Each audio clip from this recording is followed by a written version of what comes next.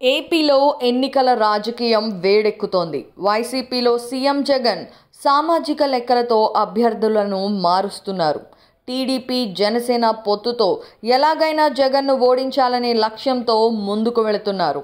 అటు వైసీపీ ఇన్ఛార్జీలను మారుస్తున్న వేళ ఇటు టీడీపీ జనసేన తమ అభ్యర్థుల ఖరారుపై కసరత్తు వేగవంతం చేశాయి. జనసేన నుండి పోటీ చేసే స్థానాలు, అభ్యర్థులను పవన్ కళ్యాణ్ దాదాపు డిసైడ్ చేశారు. ఈ జాబితాలో సీనియర్లకు ప్రాధాన్యత ఇస్తున్నారు. ఏపీలో ఎన్నికలకు పార్టీలు సిద్ధమవుతున్న వేళ అభ్యర్థుల ఖరారుపైన తుది కసరత్తు చేస్తున్నాయి. టీడీపీ జనసేన పొత్తులో భాగంగా ఈరోజు జరిగే యువగళం ముగింపు సభలో కీలక ప్రకటనకు రెండు పార్టీల అధినేతలు సిద్ధమయ్యారు. 2014 తర్వాత చంద్రబాబు, పవన్ ఒకే వేదిక మీదకు వస్తున్నారు. జనసేనకు పొత్తులో భాగంగా ప్రస్తుతానికి 27 అసెంబ్లీ, 2 లోక్సభ సీట్లు ఇచ్చేందుకు అంగీకారం కుదిరింది. దీనిని అధికారికంగా వెల్లడించాల్సి ఉంది. అనకాపల్లి, మచిలీపట్నం లోక్సభ స్థానాలు జనసేనకు కేటాయించటం దాదాపుగా ఖాయమైంది. రాజంపేట సీటుపైన చర్చలు జరుగుతున్నట్లు తెలుస్తోంది. అసెంబ్లీ స్థానాలపై మాత్రం ఒక అంగీకారానికి వచ్చారు. జనసేనకు కేటాయించే స్థానాల్లో పవన్ కళ్యాణ్ ఇప్పటికే తమ అభ్యర్థులను ఖరారు చేశారు. వైసీపీ చేస్తున్న మార్పులు, చేర్పుల తరువాత అవసరమైతే మార్పులు చేసే అవకాశం ఉంది. పవన్ కళ్యాణ్ భీమవరం నుండి పోటీ చేయటం దాదాపు ఖాయంగా కనిపిస్తోంది. భీమవరంతో పాటుగా తిరుపతిలోనూ పవన్ పోటీ చేస్తారని తెలుస్తోంది. కానీ ఇంకా నిర్ణయం జరగలేదు అని చెబుతున్నారు.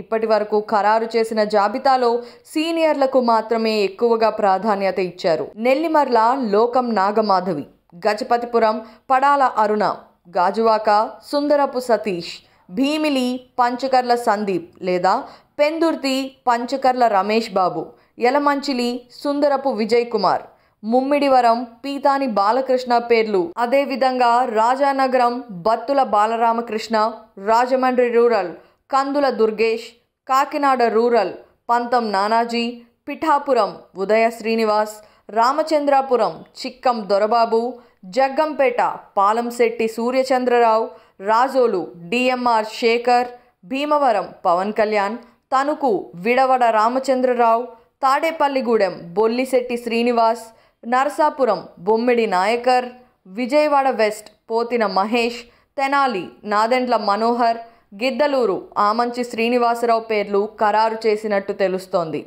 అదేవిధంగా సంక్రాంతి పండుగ నాటికి రాష్ట్రంలో అన్ని స్థానాలకు టీడీపీ జనసేన అభ్యర్థులతో జాబితా ప్రకటించాలన్న ఆలోచన చేస్తున్నారు.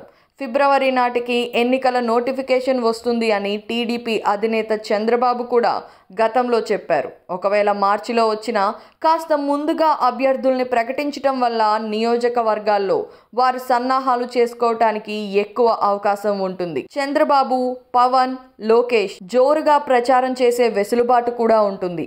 టీడీపీ జనసేన అధినేతలు రాజకీయ వ్యూహాలు లీక్ కాకుండా తమ స్థాయిలోనే చర్చలు జరిపి ఫైనల్ చేసుకుంటున్నారు. విభేదిస్తే నిర్మోహమాటంగా పార్టీ నుండి వెళ్ళిపోవచ్చని కూడా చెబుతున్నారు. వైసీపీ ట్రాప్లో పడకుండా పక్కాగా తమ వ్యూహాలని అమలు చేస్తున్నారు.